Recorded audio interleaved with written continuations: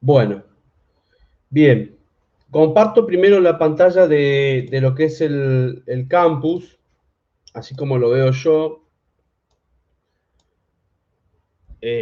Ahí van a ver, ahí ustedes ya lo están viendo, ¿verdad? Sí. ¿Lo están viendo? Sí, profesor. Perfecto. Se ve. Perfecto. Ahí van a ver, bueno, esta primera parte que es donde vamos por ahí a empezar a subir algo al foro. Acá está el módulo y el programa, ¿sí? Como siempre. El módulo está cargado ya por la gente del campus en un drive que está pidiendo autorización, así que cada vez que me llegan yo enseguida les activo para que lo puedan bajar. Está el módulo completo con todos los autores. Y acá está el programa. El primer video del primer encuentro. Y ahí comenzamos con los textos. Les fui subiendo en Word para que a ustedes les quedara ya el Word para poder contestar y subir después las actividades. Lo que seleccioné para arrancar, este es un repaso, podríamos decir, porque ustedes ya han trabajado lo que es esto, la secuenciación, y han trabajado lo que es la transposición didáctica. O sea, yo sé que ustedes esto lo saben, ¿no? Es decir, cuando hablamos de transposición didáctica, ¿no? De cómo tenemos que adecuar los contenidos, ¿no? Al modo de enseñanza, ¿verdad? Algo que hoy está en primera plana, ¿no? Tenemos que ser expertos en esto hoy en día. Fíjense que la autora habla de la selección, ¿no? Y la secuenciación de los contenidos escolares, es decir, hace como una mirada, digamos, por decirlo de alguna manera, ¿cómo les podría decir? Para que sirva como una división de establecer ejes y establecer unidades didácticas que puedan ser compactas y a la vez conectadas entre sí. Ahora volvemos con Pilar. El otro texto es de Gloria Edelstein, que habla sobre el método, algo interesante, muy interesante de trabajar. Y aparecemos ya con dos cuestiones bien de didáctica, una es el trabajo de la memoria, a través de un texto de Joan Melich, y el otro es un trabajo de Anthony Santiesteban, este español, que desarrolla lo que es el inicio del trabajo con problemáticas, ¿no? En realidad acá el título se llama Cómo trabajar la competencia social y ciudadana, y es, digamos, la cuestión de trabajar con problemáticas. Son los 4 textos, 4 actividades, ahí vuelvo, bastante light para el inicio, ¿no? Digo light en el sentido... ¿Vas a subir alguna más? ¿O por ahora eso? Ya está asustado ya. No. No. No, texto no. Posiblemente esté incorporando un video seguro que me gustó en el camino. Sí voy a hacer una modificación en la unidad 4. Porque estuvimos charlando con Expósito vía mail ayer. Ya llegaron todas las resoluciones de Nación para lo que es el sistema educativo a partir del 2021, es decir, el año que viene en realidad. Y me parece que hay que trabajar algunas cuestiones que tienen que ver con esto, ¿no? Las cuestiones de esta escuela bimodal. Si bien hay muy poco escrito, para serles honestos, nuestro país no fue un país que nunca desarrolló, por lo menos en esta instancia, ¿no? Educación inicial, primaria y media, nunca desarrolló una escuela bimodal. ¿Saben lo que es la escuela bimodal, verdad? ¿O no? No. Eso, escuela, justo iba a eso, a preguntarte. Claro. Bien. La escuela bimodal es una escuela que utiliza 2 mecanismos, no estrategias, mecanismos de enseñanza, ¿no? En este caso, lo que se aprobó de Nación y bajaron a las provincias, para que cada provincia lo vaya aplicando, es una parte que tiene que ver con la presencialidad y otra parte que tiene que ver con la virtualidad. ¿Por qué digo de estos niveles? Porque en realidad a nivel terciario sí lo tenía ya acoplado.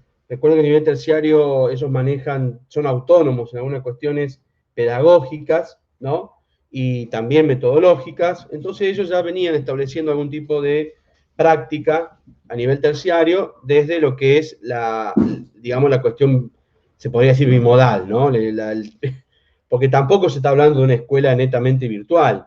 más allá de que en los papeles no figure, después termina siendo así, que es lo que nos pasa a nosotros, ¿o no? Pero los que son, digamos, todo lo que tiene que ver con enseñanza terciaria, universitaria o superior, ya venía estableciendo un mecanismo y en algunos lugares de la Argentina, las universidades ya lo habían establecido como método de posgrado o cursos, ¿no? Hay universidades como la Incluso acá Católica. en Río Negro hay varias localidades donde se trabaja la idea de institutos asociados, esta idea de hacer una parte presencial en tu localidad y después el resto, digamos, o la parte de prácticas en otro lugar. Correcto. Sí, sí, correcto. Eso tiene que ver, ¿no? Obviamente con la autonomía que tiene la educación terciaria, ¿no? Más allá de que los consejos de educación también las regulan, tiene que ver con eso, ¿no? Con el poder de decisión. Pero ya hay universidades que venían trabajando estas cuestiones también afuera de Río Negro y Neuquén, y recién decía, ¿no? Que hay algunas privadas, como me sale Bla Pascal, pero Universidad Católica, Universidad de Flores, Belgrano, Universidad de Belgrano. El 3 de febrero, me parece que también. Bien. Esto nosotros. En otras partes del mundo, hay, por ejemplo, Estados Unidos tiene ya previsto los sistemas de educación virtual. Ya tiene, digamos, hecha por lo menos el debate. Nosotros tenemos que empezar por el debate todavía. Tenemos que empezar con la construcción metodológica, hay que poner a trabajar a pedagogos, didactistas, ¿no? Es decir, o especialistas que comiencen a trabajar todo esto todavía. O sea que estamos un par de años atrás, pero por lo menos ya se inicia un campo y un proceso. Y bueno, nos parecía que estaba bueno. El profe lo va a agregar en el taller 4.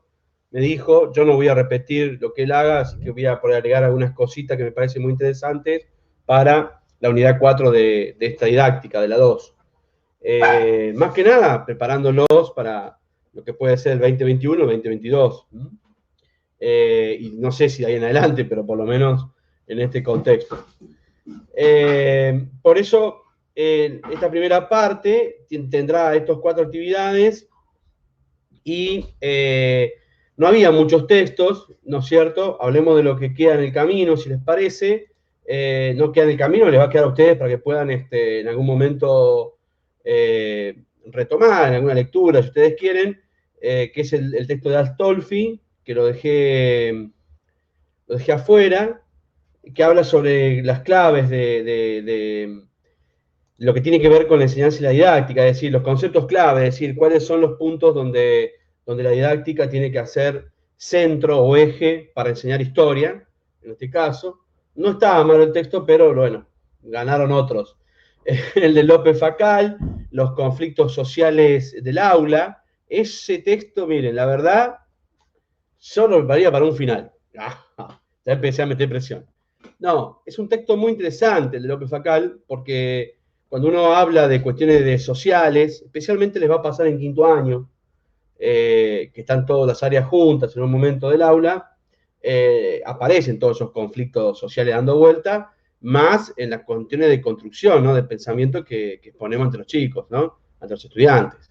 Entonces, no está malo el texto, está muy bueno, de López Facal.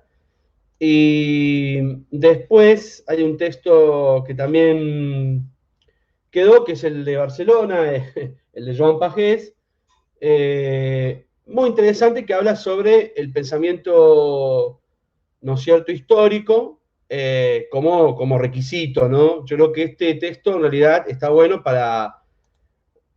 es un texto para dar un final de introducción a la historia. ¿Por qué? Porque en realidad es así, ¿no? Es decir, la construcción de que ustedes van a hacer para poder enseñar historia tiene que ver con un pensamiento netamente de poder por lo menos difundir la historia en diferentes tipos de metodologías, ¿no? Es decir, no puedo estar pensando en otra cosa, digamos, no puedo estar alineado a otra cosa si no es a la enseñanza de la historia, y él lo habla de una cuestión mucho más de investigación, porque es un gran investigador, y bueno, lo refleja como un problema, potencialidad o limitaciones, ¿no? Que eso pasa mucho. Limitaciones, digamos, en el sentido como retos, ¿no? Es decir, es difícil entrar a una clase y decir, soy el profe de historia. Ya los chicos te empiezan, hay prejuicios, ¿no? Bueno, tiene que ver con El viejo de historia, vamos a tener 20 años, 22 y vamos a ser viejos de historia. Igual. Exactamente. No quería decirlo, pero sí, van a pasar a ser los viejos de historia.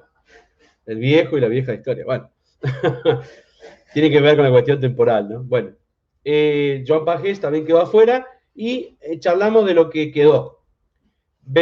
Pilar Benejan, ahí yo se lo armé como una secuencia de preguntas, me parece, es un repaso, ustedes en didáctica ya han visto esto, pero me parece que es muy importante trabajarlo exclusivamente en la historia porque Pilar hace un gran esfuerzo sobre lo que es la historia, sobre lo que es las ciencias sociales. Quizá ustedes lo han trabajado ya en didáctica general, que no está mal, que está bueno, y seguramente también lo habían asociado a su espacio curricular, que es historia, pero bueno, esta es una mirada más. No sé si la leyeron a Pilar, pero ella trabaja muy interesante el tema de la selección y secuenciación, y en estas cuestiones la posible transposición didáctica. ¿Bien? No estoy hablando en chino, ¿no? ¿Saben de qué estoy hablando? Sí. No, sí, también. Y la idea de estos contenidos actitudinales que ella los toma como esenciales, como algo que por ahí se naturaliza y dice, sí, es algo que está, nombra incluso el currículum oculto, y dice, es algo que se da por dado, pero no, uno como docente tiene que pensar y unir el contenido que va a dar también con estos contenidos, con estas actitudes o con estos valores que se pretenden de los alumnos, ¿no? Exactamente. No lo podría haber dicho mejor. Por lo cual, repito, es más que nada un repaso, pero bueno, una mirada de Pilar sobre lo que tiene que ver sobre las ciencias sociales y la historia.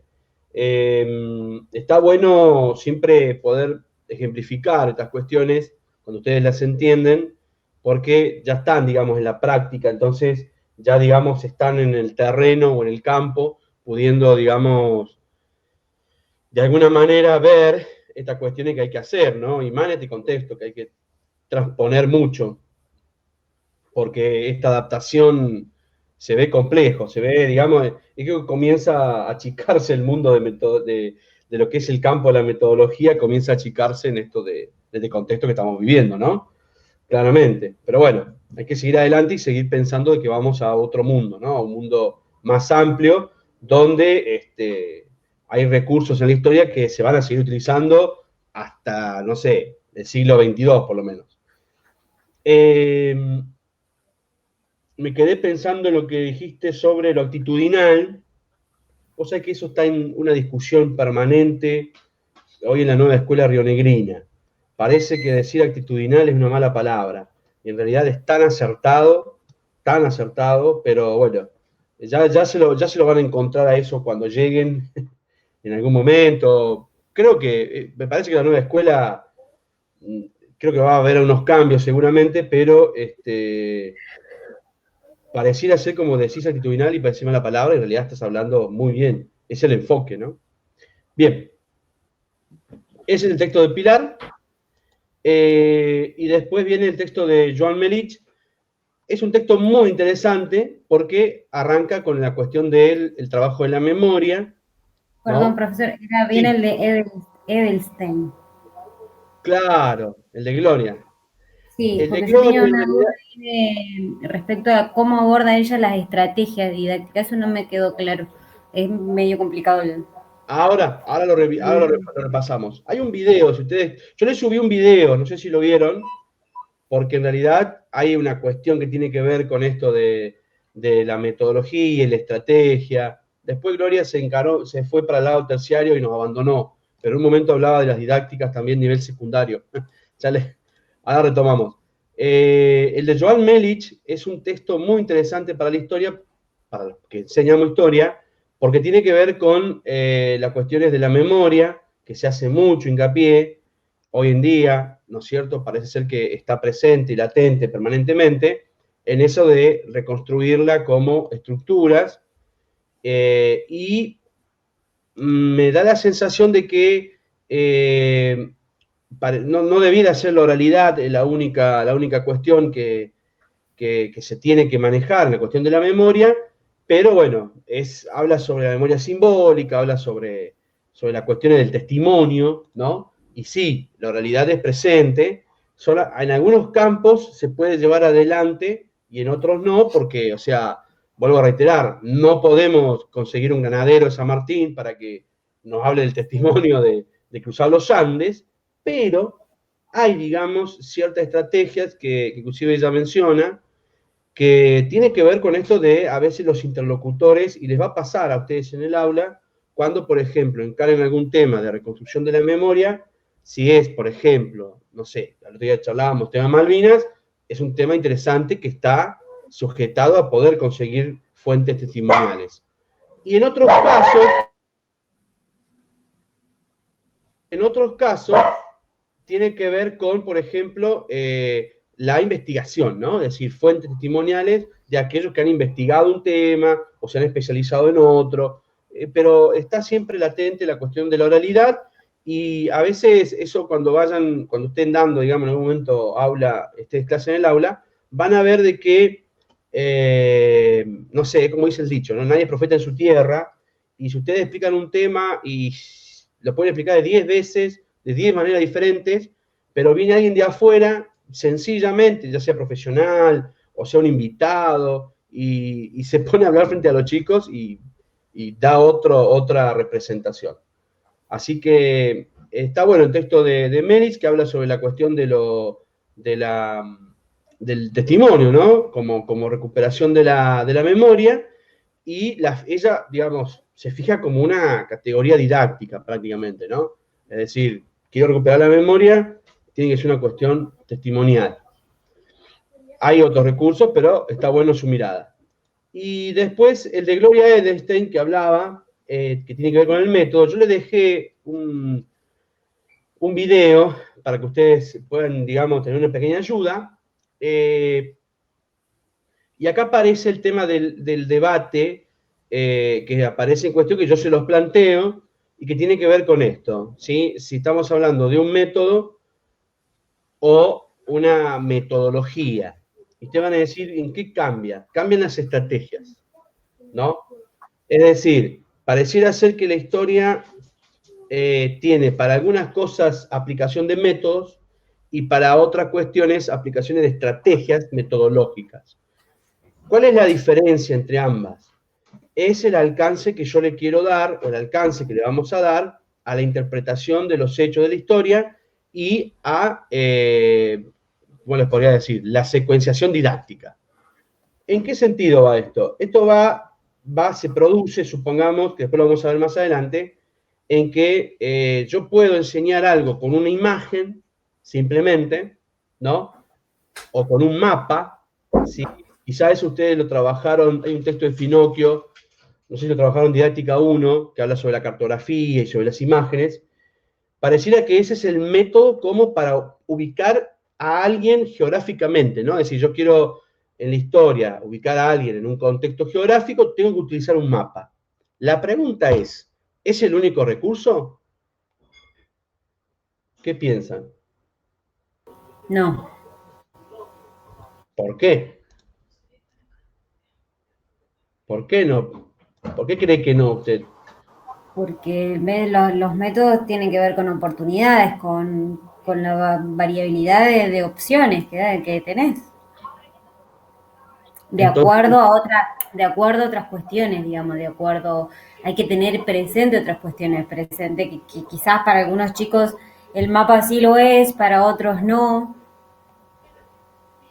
bien, supongamos que usted tiene que dar una clase sobre no sé, la organización social de los incas.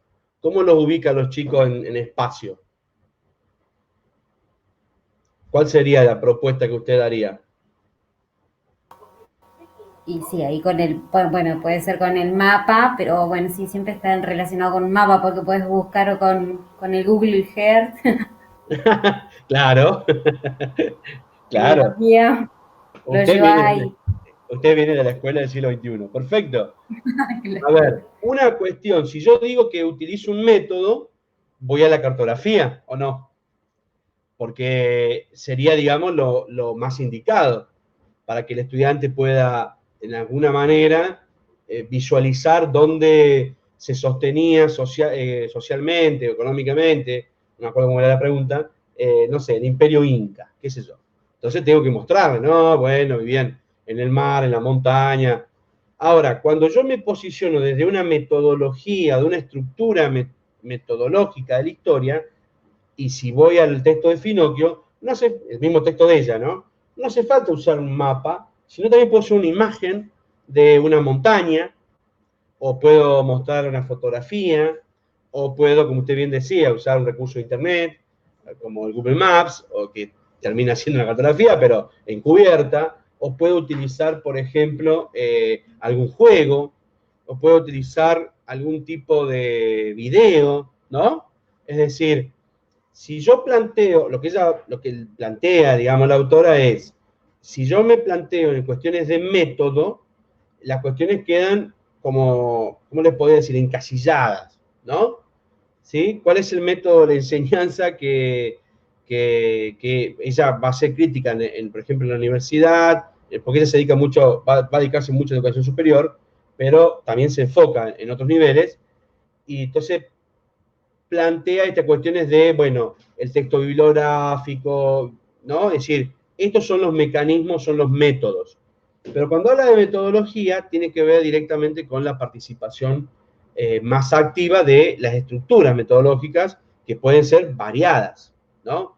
El uso de internet, el uso de fotografía, el uso de, no sé, dibujos, qué sé yo.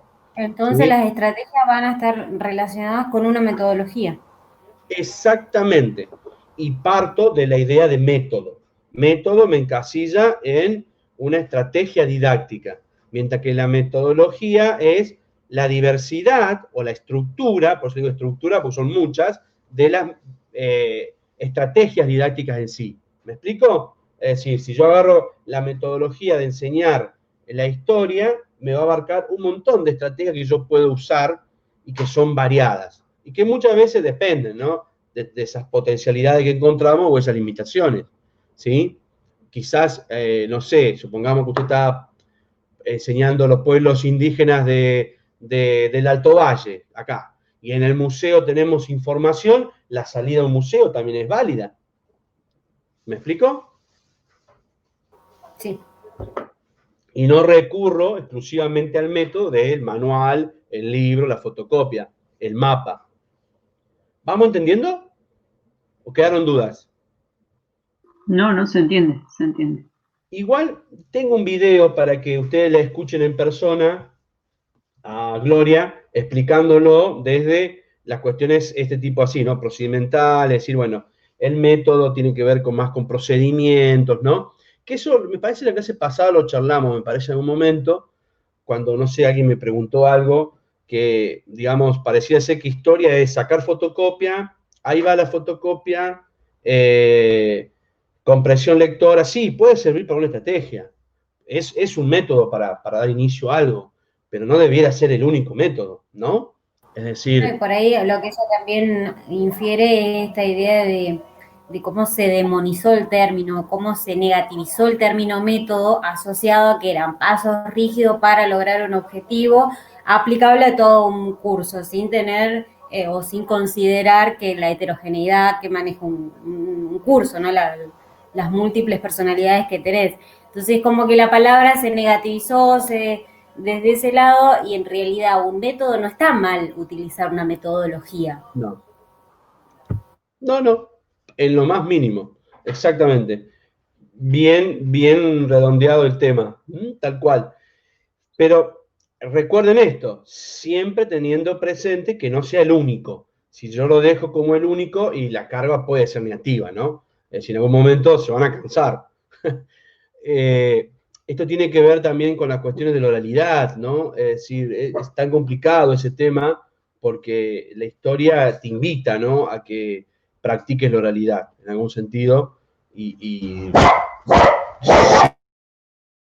si uno tiene, digamos, una mayor o menor experiencia, eso es realmente una buena estrategia, ¿no?, que uno tiene.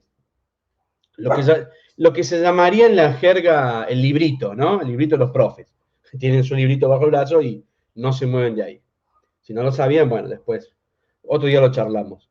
Y el último texto tiene que ver con lo que plantea Anthony Santiesteban. Él lo plantea como una cuestión de trabajar, la cuestión de la competencia social y ciudadana, dice, realizando como propuestas de trabajo en el aula todo lo que tiene que ver con interpretar problemas. Y ahí aparece una buena herramienta que se usa muchísimo, que también muy probable que yo les deje también algo sobre eso.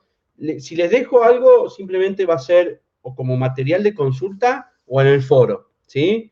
Por ahí les cargo algo en el foro para que ustedes opinen, para que ustedes puedan expresar qué les parece, ayudándole y aportándole más cuestiones a esto que estamos trabajando, exclusivamente. No va a haber otro texto, ¿ok?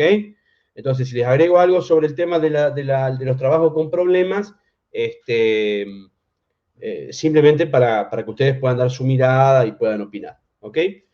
Santiesteban lo que habla es, bueno, todo esto de trabajar situaciones problemáticas, los acerca, digamos, a la realidad, los va acercando a cuestiones que fomenta la comunicación y, bueno, digamos, en base a las propuestas, ¿no? En base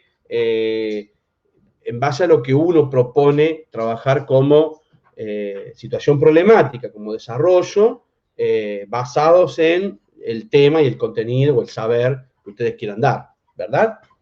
Es decir, si ustedes trabajan, no sé, pueblos indígenas, no sé, en un primer año, es algo que, si planteado como una situación problemática, lo puede llevar hasta la actualidad. Y pueden conseguir mucho material, como también reportes periodísticos, ¿no? Es decir, que va indicando qué ha pasado con los indígenas desde la conquista hasta el día de hoy. ¿Qué Entonces, tema para trabajar en la actualidad? Hay un montón. Muchos. De hecho, ahora se ve con el tema de Bariloche y Villa Mascardi. Sí, por eso lo puse como ejemplo y simplemente, digamos, como un aporte, ¿no? Es decir, pero hay muchísimos. Siempre teniendo en cuenta algo,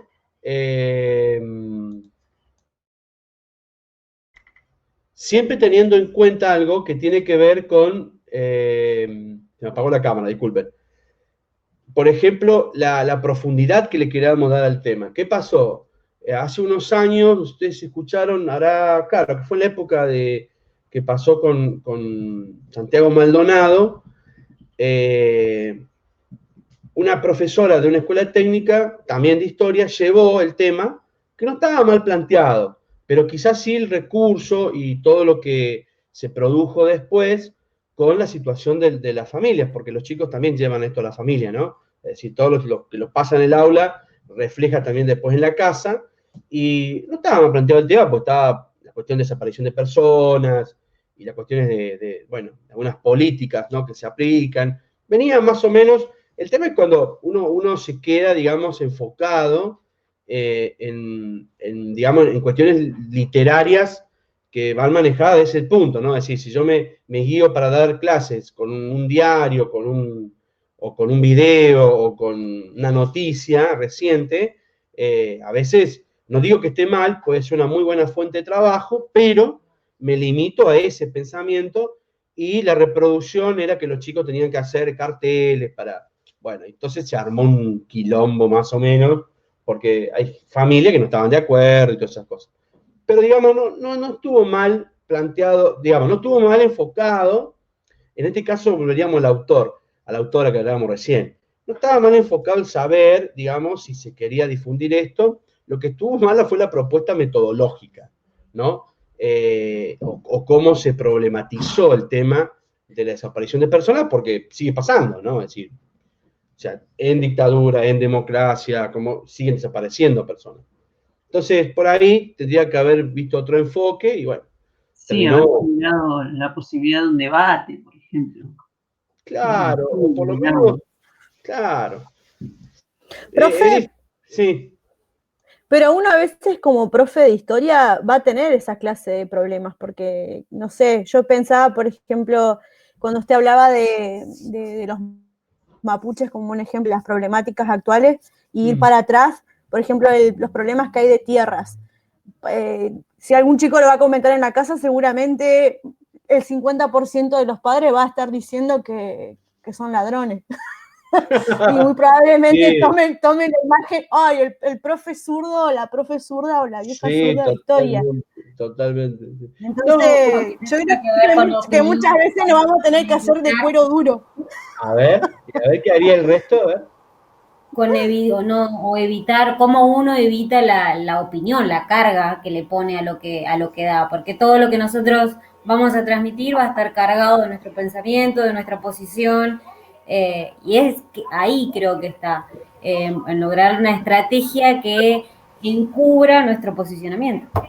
Claro, más o Pero yo menos. no pienso que exista la objetividad, no existe en ninguna carrera. Entonces, no sé si uno puede encubrir tanto su...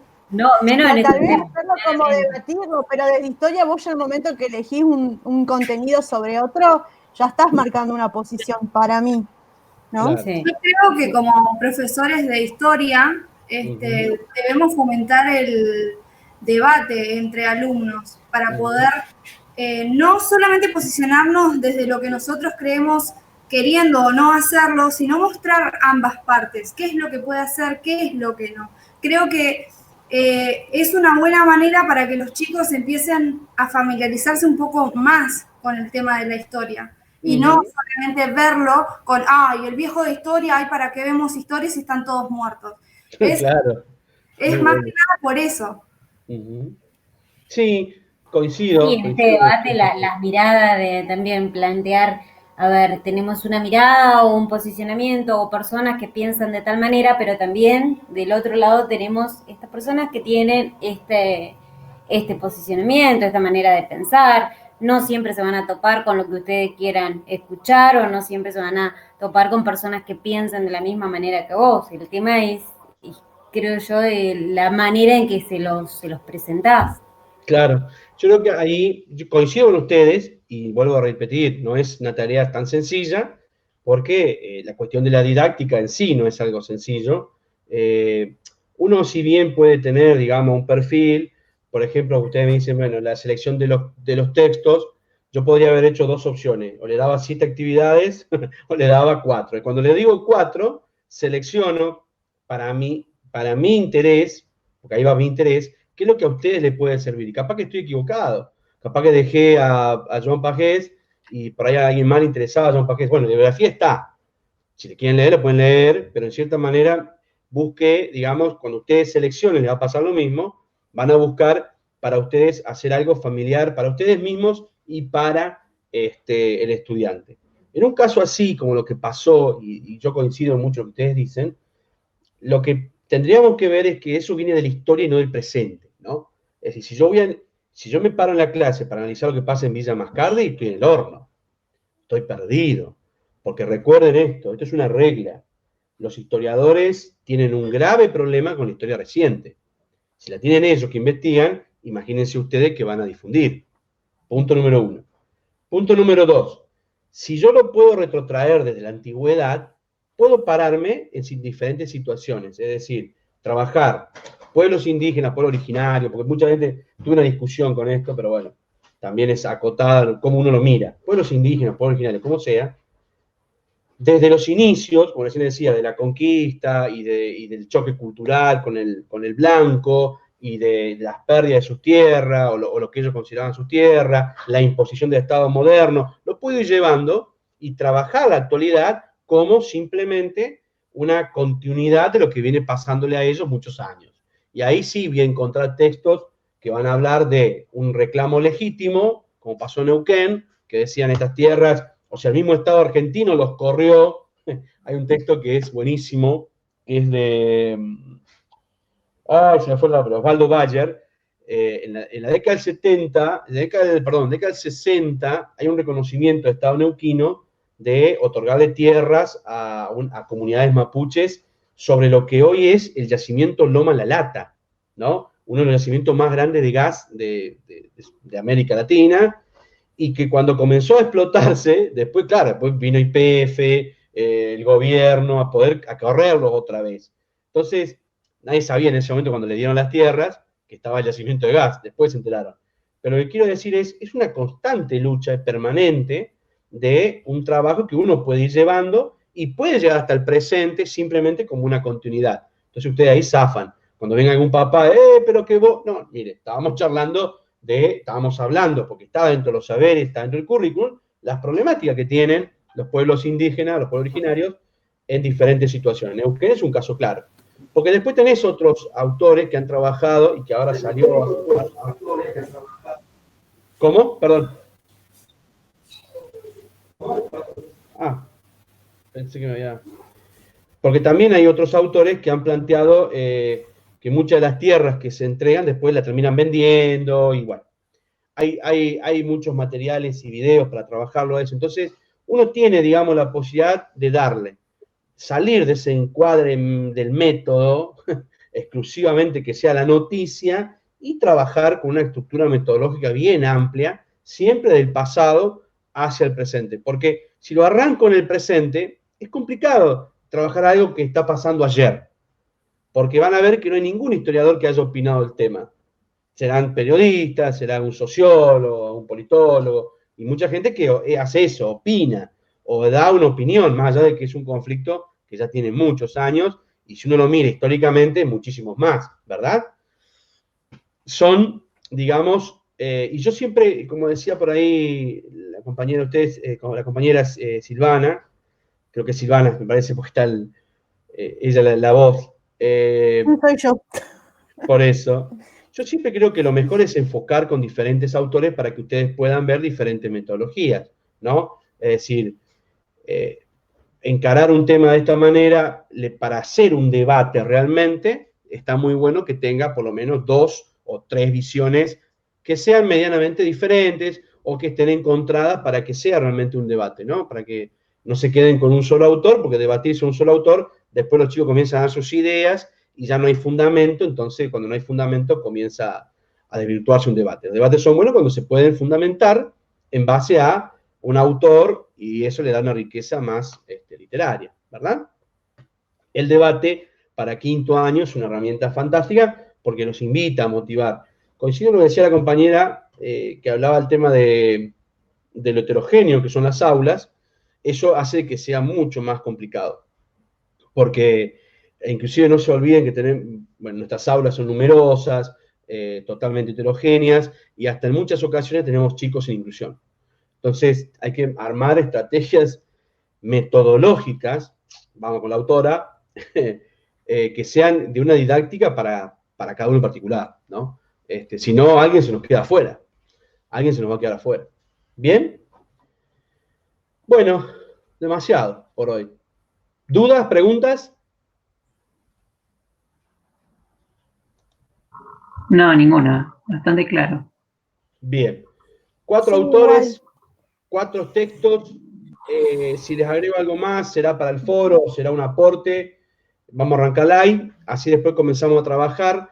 Ahí van a ver que ustedes ya tienen 2 estrategias de trabajo. Una es la cuestión problemática de Santi Esteban. Ahí les pido que elaboren un pequeño ensayo, algo que ustedes trabajarían en situaciones problemáticas, ¿no?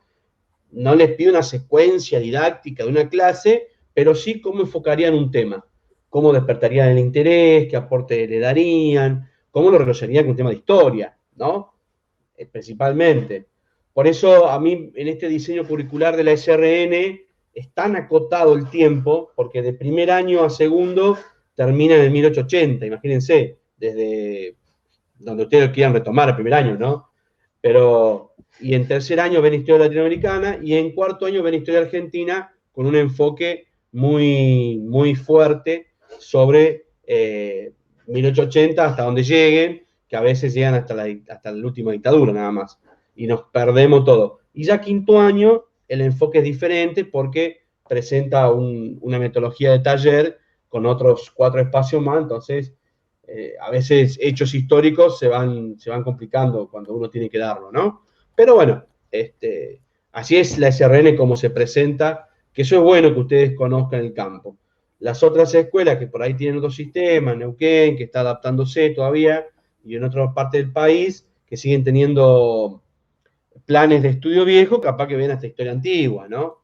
Que eso hablábamos hoy con los chicos para cerrar, eso hablábamos con los chicos de Didáctica 1, el hecho de que no esté en el currículum dar Roma, o dar, no sé, Grecia, a veces uno lo puede retrotraer desde algún tipo de comparación, cuando estudian algún hecho, cuando estudian algo que pasó en nuestro continente, ¿no?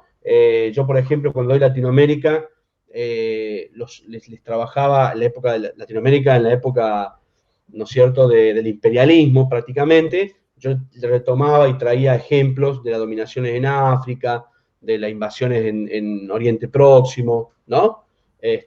Cuando veía y comparaba, ¿no? Lo que era el tema del el oro blanco en Centroamérica, ¿no? Que era el azúcar, el tema del café, por ejemplo, y los comparaba con otras regiones, con Australia, la región de Australia, la región de Oriente. Eso a veces uno puede hacer esos canales y trabajarlo, aunque el diseño curricular no te está planteando que trabaje la historia de Occidente en un punto, pero bueno, uno lo puede canalizar.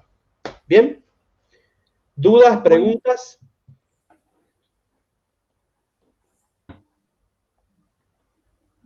No hay dudas. Por mi parte, ninguna.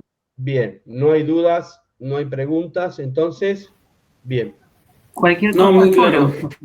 Bueno, cualquier cosa, cualquier duda que surja, ya saben. Escriben un correo, no hay problema, o lo ponen ahí en la plataforma también, no hay drama, la plataforma también llegan los correos, así que, y lo que les suba de ahora en mano, no se asusten, ustedes, bueno, los que me conocen ya saben, vamos armando diferentes actividades para que nos ayudemos a llegar a un final, siempre pensando en esa instancia, y porque me permite retomar el tema desde un trabajo, ¿sí?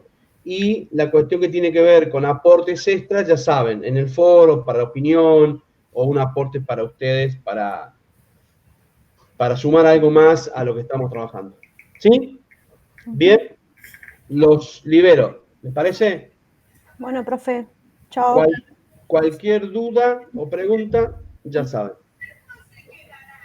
Bueno, profe, gracias, Buen fin de semana. Nos vemos. Un fin de... Hasta luego.